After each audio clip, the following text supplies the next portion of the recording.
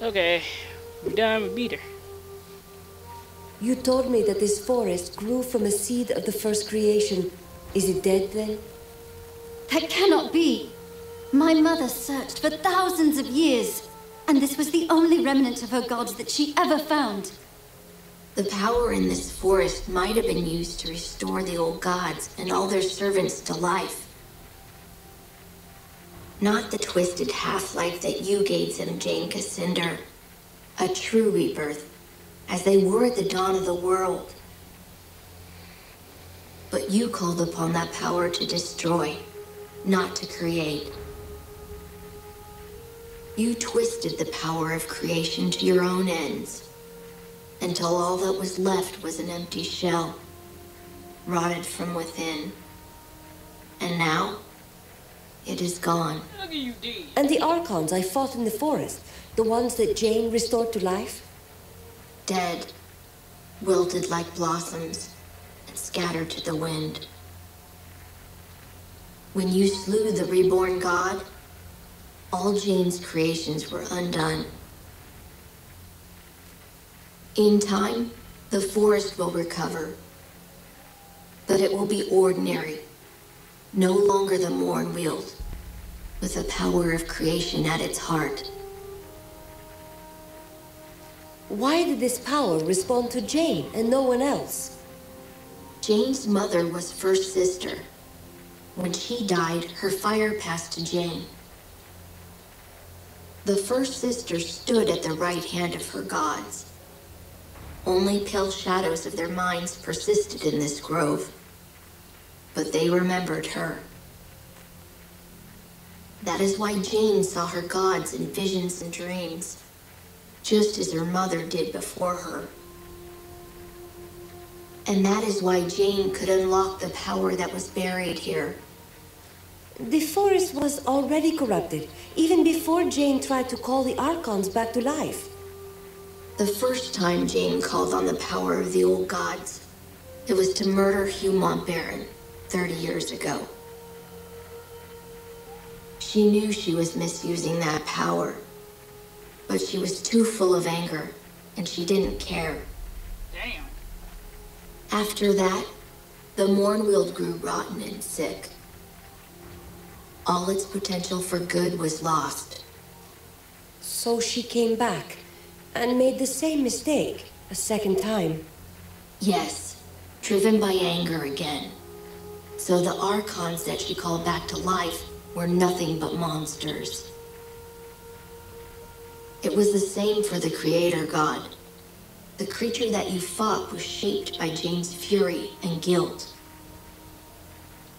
Guilt? Yeah. Yes, Jane Cassinder.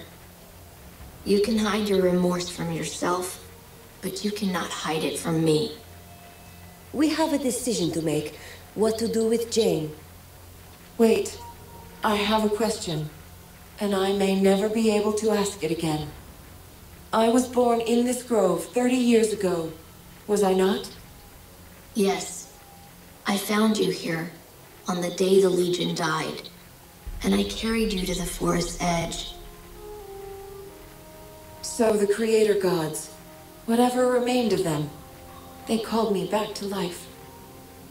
That may be. Yes. If that's true, it must have happened quickly, soon after Jane destroyed the Legion, but before the forest became corrupt. Perhaps the Creator Gods knew that they were doomed, and they wanted Anjali to destroy them, to undo Jane's mistake. If that is true, then at least I've honored them. Thank you. Your words give me comfort. Oh, I see. And Jane? What of her? As long as she lives, Jane is a threat. A sword hanging over our necks. The Legion will never be safe. Not until she is dead. I expect no mercy from the Legion. Do as you like. Before I pass judgment on you, I want to know why you acted as you did. Honestly, and in your own words. Why did I murder your father? That is what you want to hear. Is it That's not? right, bitch. I was young, full of anger. My own father was dead by the Legion's hand. So I raised an army. I swore to avenge him myself, if I had to carve my way through every chapter house in Ebb. If the other Legionnaires had handed over Mont Baron, I would never have hunted them down. But they were so stubborn, so loyal to their chief. That was wrong of me. I should not have punished the whole Legion for Mont Baron's sin. You're sorry for killing the Legionnaires, but not for killing Mont Baron. I take no pride in the pain I caused you. But I am not sorry for the death of Hugh Mont Baron. No, I would kill him again. He murdered my father, and I don't care what his reasons were. You asked for honesty. There you have it.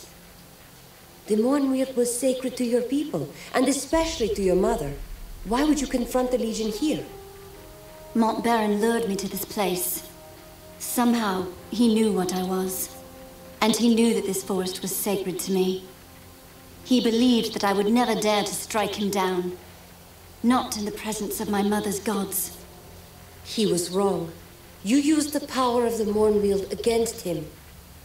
Mont Baron was so arrogant. So sure that he'd outmaneuvered me. That smug look on his face, with no hint of remorse for what he'd done. That was what doomed him, most of all. I will never understand why the forest allowed him to enter, when so many others were kept out. Unless your gods meant to test you. Perhaps they wanted to know if your devotion to them was stronger than your rage. I never thought of that. If that is true, then I failed them. You've told me why you destroyed the Legion, but why fight a war with the Queen? I will answer your question with one of my own. Do you believe that Rosalind would make a stronger queen than me? My father was a king, my mother a chief among her people and chosen of her gods. I have made mistakes, yes, but I know how to lead. And Rosalind, she has the heart of a lamb. Would you trust the rebuilding of this kingdom to a sheltered little girl? By the laws of Ebb, Rosalind has the better claim. The better claim? Because her father was legitimate. A standard I have never understood. I was the king's eldest child. He did not marry my mother, but he loved her better than his queen. The best claim was mine, save for a technicality of law. I would have kept this country whole and strong. I have no more questions. I've made my decision. And I am ready for your judgment, though I know what it will be. No, you won't die today. I promised Rosalind that I'd spare your life. Little Queen Mouse. I owe my life to that cringing girl. That is a fine irony. Am I to be your prisoner, then? Paraded through the streets in a gilded cage? Atone for all the suffering you've caused. Help us to rebuild the kingdom. You are not the Legion I remember. They were arrogant, and they would never have proposed such a thing. Very well. You have my promise. I will use what influence I have to help you heal this country. Let the war between us end. By those words, Jane Cassinder, you are bound to the Legion now. It's over then. For now, you deserve a rest. But it may be short-lived. Not all of Jane's followers will accept her defeat. No, they will not. The country is still divided against itself. And the Legion has old enemies. They have not forgotten you. Some may be far worse than Jane. Oh, God, no. But you've shown yourself to be fair, as well as strong. Whatever happens, the people of Ebb will stand behind you. You and I started this together. Whatever comes next, I will follow where you lead. We part ways then. I will be watching. And one day, I will see you again. Bye, little boy. They're like, oh, can't kill that kid. You bid farewell to the Radiant Youth, and he sent you back to our chapter house in Stonebridge, where I awaited your return. In the weeks that followed, news spread of Jane Cassinder's defeat. Her army scattered, giving us time to rest and regroup. Martin Giscard returned safely from the Spire, along with Meister Wolf and the Automaton army. Only a few weeks later, elections were held in Stonebridge. Meister Wolf, who had been so public in his support of the Legion, almost won the office of mayor. But he was defeated in the end. Many people had wanted the dapper old gent to hang. They resented the fact that the Legion had spared his life, and they blamed poor Wolf. After the humiliating events in the Foundry, Meister Cassel was forced to resign as Guildmaster of Ironmongers. The Cyclopses negotiated a new contract for higher wages, and with the help of Meister Fiddlewick, formed a new workers' union. For the first time in 100 years, they were permitted to leave the Foundry and spend their newfound wealth in the markets and taverns of Stonebridge. Cyclopses are becoming an increasingly common sight in Stonebridge, and many believe that they will eventually take their place as equal citizens of the town. Archambault du Payen, formerly known as the Dapper Old Gent, proved a valuable addition to the Legion. His knowledge of Legion magic allowed us to retake control of the Sentinels that had long guarded our chapter houses and estates. But the Gent couldn't leave our chapter house without drawing an angry mob. His confinement started to drive him mad. So he returned to his beloved causeways, beneath an endless sky, and he dwells there still. With the reopening of the Heroes Crypt, pilgrims returned to the Rukenval, and merchants followed. The following winter was harsh, just as Lazar Basili feared. But thanks to the trade from the south, the people of Ravensrill stayed warm and fed. When spring came, many more pilgrims arrived, and the town of Ravensrill grew wealthy again. Lazar and his people built a new stone wall around the town and reclaimed their abandoned houses and farmsteads from the forest. It is a happy change of fortune for a long-suffering town. In his last letter to me, Lazar added one other piece of news. Gunderic Manor has a new mistress, a witch called Leona. The manor has become a gathering place for scores of Lescanzi witches, many of whom are apparently quite beautiful.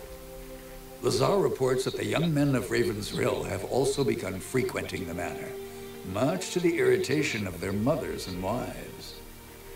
Since the local men will not hear any talk of banishing the witches, it appears that Leona and her people have found a new home, which was perhaps what she intended from the start. Queen Rosalind abandoned Glitterdelve, embarking on a tour of all the cities and towns of the West, meeting as many of her subjects as she could. The Queen showed all the energy of youth, and I think she fully expects to reunite the country in a matter of months, not years. Reality may not be so kind, as Lord Devonsey has tried to make her understand. In truth, the future of this country depends more upon what we decide. If she doesn't have the Legion behind her, the Queen is only a single voice, well-meaning though she might be. As for Devonsey himself, I think the man was impressed by your decision to spare Jane Cassinder, as the Queen had asked. When he last visited Stonebridge, he spent a great deal of time in our chapter house.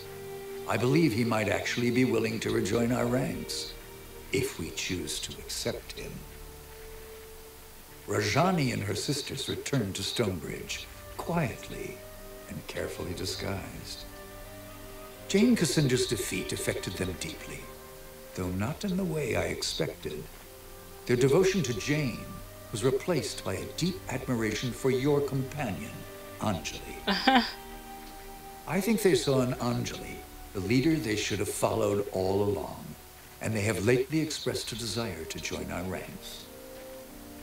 I maintain my suspicion of any Archon who once followed Jane, But I believe that redemption is not impossible, even for them. There you go, girl. She's got her own followers. Jane Cassandra was as good as her word, though I had my doubts at first. She returned to the cities and towns of the East and urged the people to end their war with the Legion and the Crown. Jane's repentance was heartfelt, and many were swayed by her words. But others have not been so compliant. The Church Synod in Bisselberg, who once called Jane a saint, have declared her apostate and threatened her life.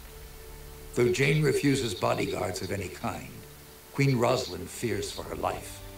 And if anything befalls her, our gains in the East may yet be lost. As for the Legion, the rest of our story is yet to be told. We have a nation to reforge, a fellowship to rebuild, and old enemies who would see us destroyed. And we have questions to decide. Who will assume true power in Ebb if the nation is restored? And who will take the mantle of Grand Master? But these matters I leave for another chronicle and another time. Whatever happens, know that you will not face the future alone. The Legion will stand by you, always. We're done! We're finally done with this game. Thanks for watching, you guys. Next will be probably the Tales of games, or maybe the Star Ocean of Solo before we start this stuff. Well, I don't know yet. Well, probably finish some games, but if not, might start the new Let's Plays. Probably finish Saint Row the Third. Yeah, that's probably it. See you guys.